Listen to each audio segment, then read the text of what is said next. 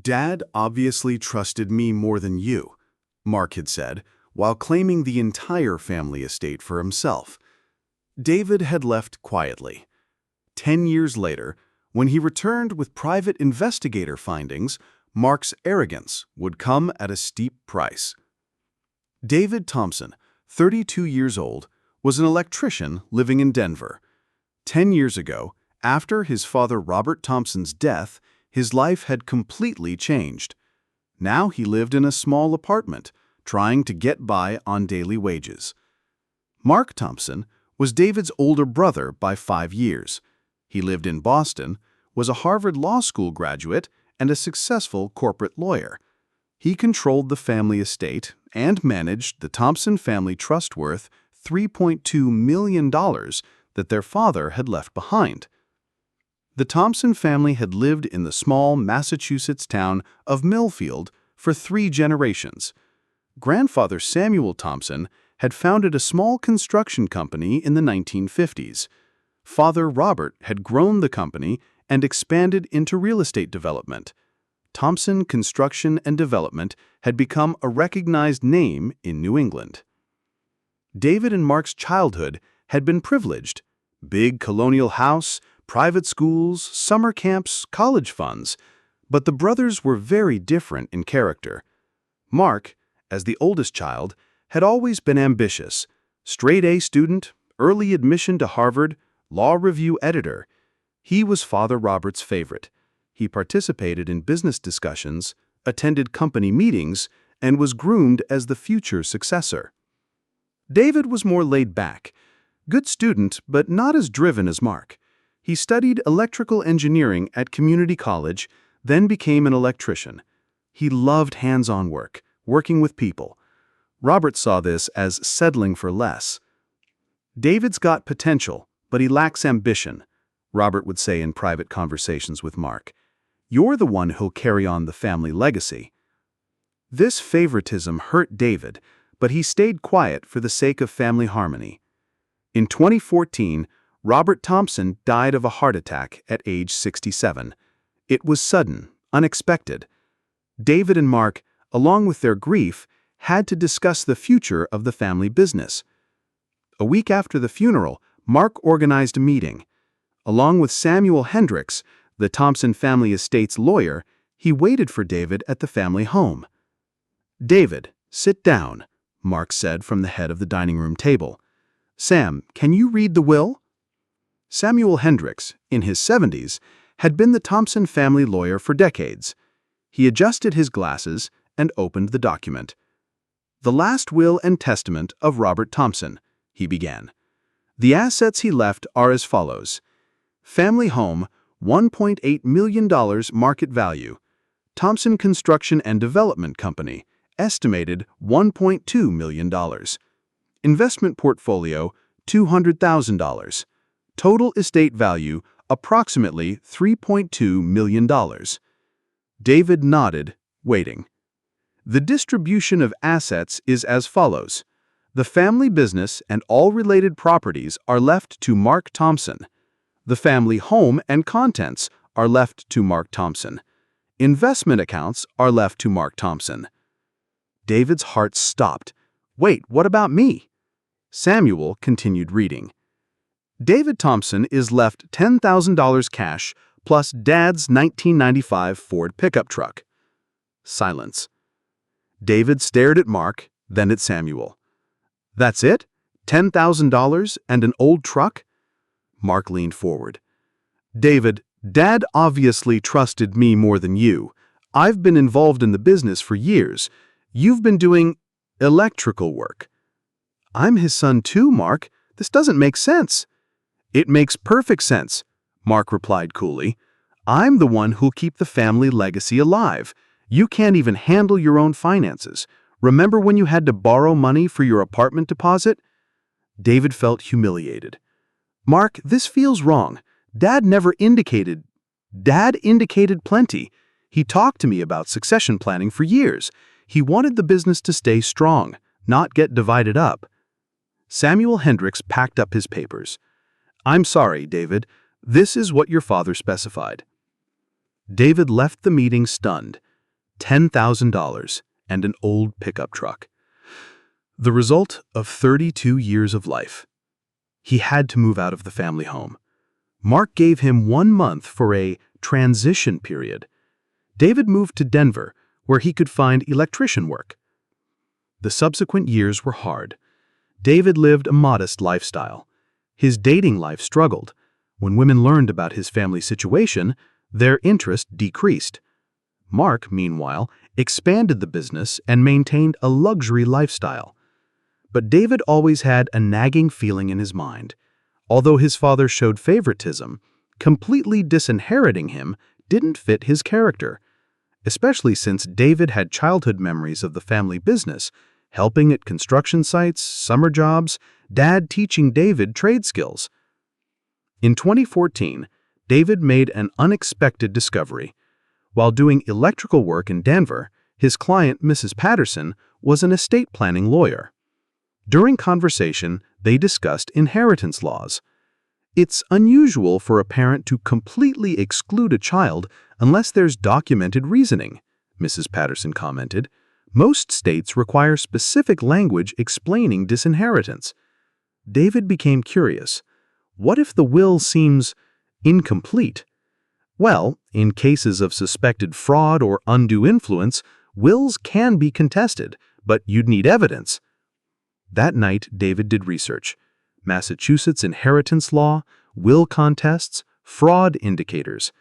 He learned that suspicious circumstances, sudden changes, limited witnesses, beneficiary involvement in drafting could invalidate wills. David remembered that when his father died, some details at the will reading seemed odd. Samuel Hendricks, normally a meticulous lawyer, seemed nervous. The document formatting looked different from other family legal papers, and Mark had been unusually insistent on handling arrangements.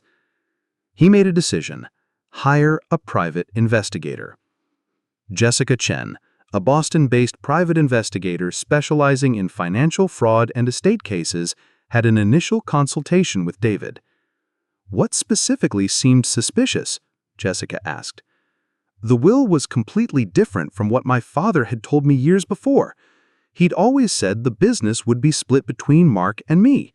Plus, the lawyer seemed uncomfortable during the reading." "Did your brother have access to your father's papers before death?"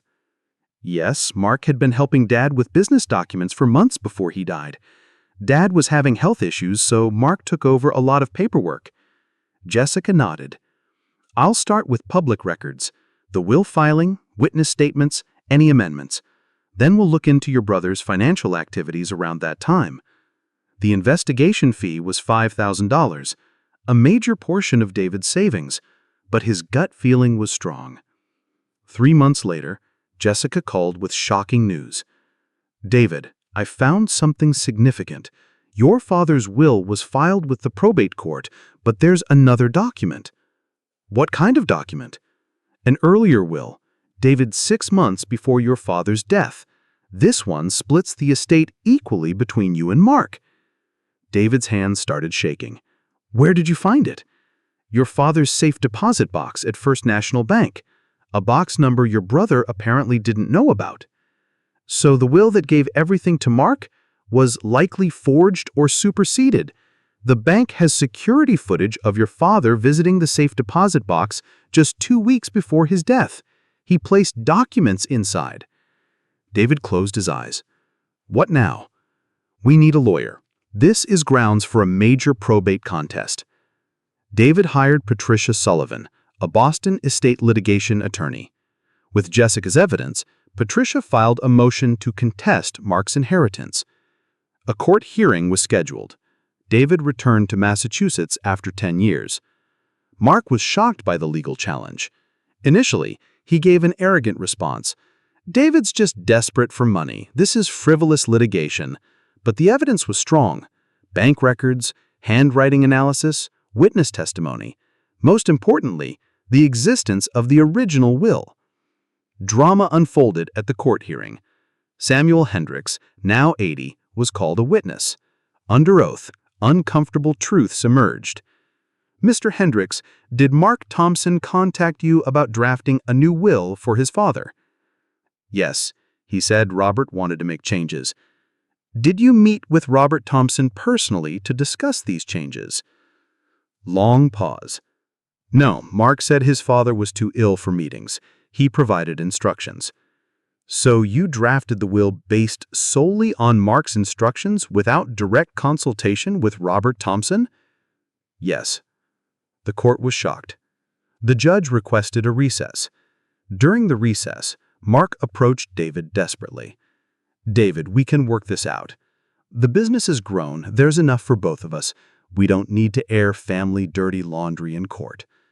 David, you stole my inheritance and let me live in poverty for 10 years. I thought Dad really wanted me to have control. When he was sick, he seemed to agree with my decisions. David's heart stopped. You forged his will, Mark. I didn't forge anything. I just interpreted his wishes. Based on what? Mark struggled. He always favored me. You know that. That doesn't give you the right to steal my inheritance. Court resumed. Bank evidence was presented. Security footage showed Robert Thompson, 2 weeks before death, personally placing a sealed envelope in the safety deposit box. The envelope contained the original will, splitting the estate equally. A handwriting expert testified. The will that benefited Mark showed signs of influenced writing, pressure patterns suggesting guidance or forgery. Most damaging, a bank employee remembered Robert Thompson's visit. He had specifically said he was making sure his real wishes were documented in case someone tried to change things. The judge's verdict was swift. The original will was reinstated. The estate was to be divided equally between Mark and David. Additionally, Mark was ordered to pay David's legal fees, plus damages for 10 years of lost income from business ownership. The financial reckoning was devastating for Mark. He had been living lavishly, assuming permanent control. Now he faced losing half the estate plus substantial legal penalties. Your Honor, Mark's lawyer requested, my client needs time to arrange finances for the settlement. The judge was unsympathetic. Mr. Thompson has benefited illegally for 10 years. Mr. David Thompson deserves immediate restitution.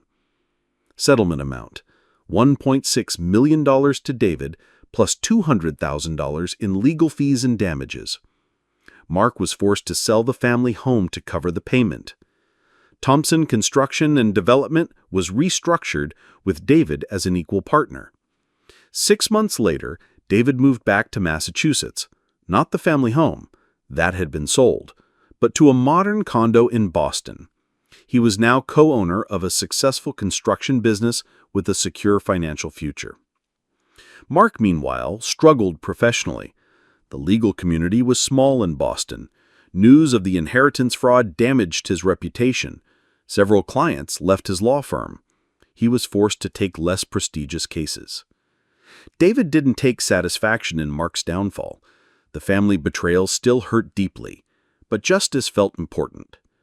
1 year after the court victory, David received an unexpected visitor.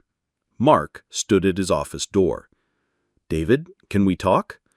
They met at a neutral location, a coffee shop in downtown Boston. I wanted to apologize, Mark began, not because of the legal judgment, but because I was wrong. David listened. I convinced myself that Dad really wanted me to have everything, but the truth is, I was scared of sharing control. I thought I deserved more because I'd been more involved in the business. Mark, you let me struggle for 10 years. I almost lost my apartment twice. I couldn't afford to date, couldn't think about marriage or family. I know. I watched you struggle and did nothing. That's the part I'm most ashamed of. Why are you telling me this now? Mark sighed. Because I lost more than money in this mess. I lost my brother, and I realized that Dad would be ashamed of what I did. David considered. Mark, I can't just forgive 10 years of betrayal, but maybe we can find a way to work together professionally. The business needs both of us if it's going to succeed. You'd be willing to be partners? After everything? Business partners, not brothers. Not yet. But Dad built something worth preserving. Maybe we can honor that. 2 years later, Thompson Construction and Development was thriving. David's hands-on approach balanced Mark's business acumen. They had found a professional rhythm, though their personal relationship remained strained. David married Sarah, a nurse he had met during Dad's final hospital stay. Mark attended the wedding, awkward but civil. At the reception, Mark approached David privately. "David, I want you to know Dad would be proud of how you handled all this. You showed more character than I did." David nodded. "Thanks, Mark. That means something." "Think we'll ever be real brothers again?" David looked across the room at Sarah, at the life he had built despite years of struggle. "Maybe, but it'll take time. Trust isn't something you can inherit. It has to be earned." Mark understood. "I'll keep working on it." 3 years after the court victory, David received a letter from Samuel Hendricks, now retired. "David, I wanted to reach out and apologize for my role in this situation. When Mark presented his father's wishes to me, I should have insisted on speaking directly with Robert. My failure to follow proper procedures caused you years of hardship. I'm deeply sorry." David appreciated the apology, but realized the most important lesson: family loyalty can't be assumed. Justice sometimes requires patience, and character matters more than blood relations. David's heart stopped. He made a decision: hire a private investigator. The Thompson family business survived. David and Mark found a way to work together, professionally. Their personal relationship remained complicated. Years of betrayal don't heal quickly. But David had learned a valuable lesson. Sometimes the best revenge is simply insisting on the truth and building the life you deserve, regardless of those who try to deny you what's rightfully yours.